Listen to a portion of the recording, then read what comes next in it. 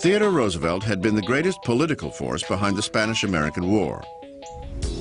He saw America's emergence as a world power not only necessary for survival, but a duty.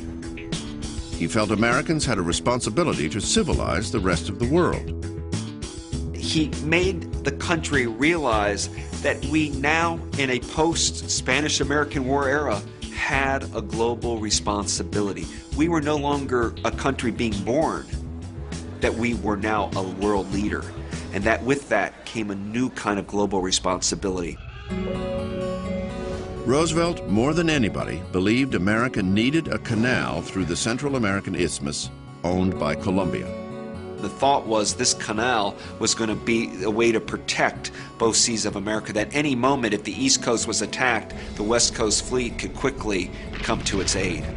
Now, Roosevelt believed this canal, the Panama Canal, would be a very good thing for the United States, but he believed it would also be a very good thing for the world. The Colombian government didn't exactly agree with Roosevelt, at least not at the price he was offering. So, once again, Roosevelt took unorthodox measures.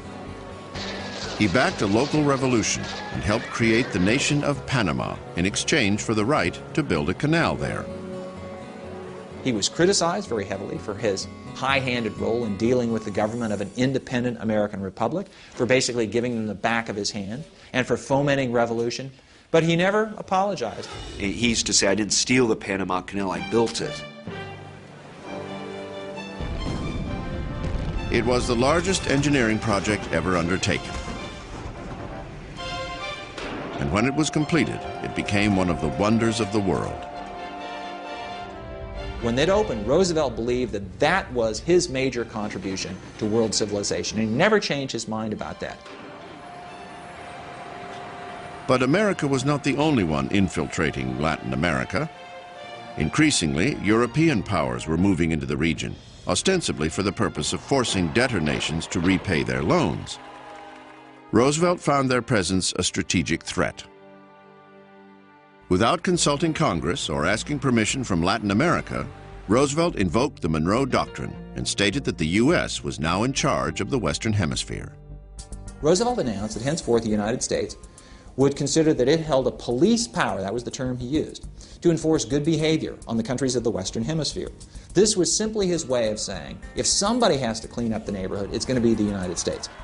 It was a bold position to take, and Roosevelt backed it up with what he called big stick diplomacy. I mean, his famous quote is, "Speak softly and carry a big stick." Meaning you don't have to yell at people abroad, but at every minute you have to be militarily prepared. The big stick is your arsenal. It is your Navy. And this was a way of intimidating other countries in realizing that we were going to fight for American rights. If you sacked a consulate somewhere, or if you intercepted and impressed an American ship, there were going to be consequences.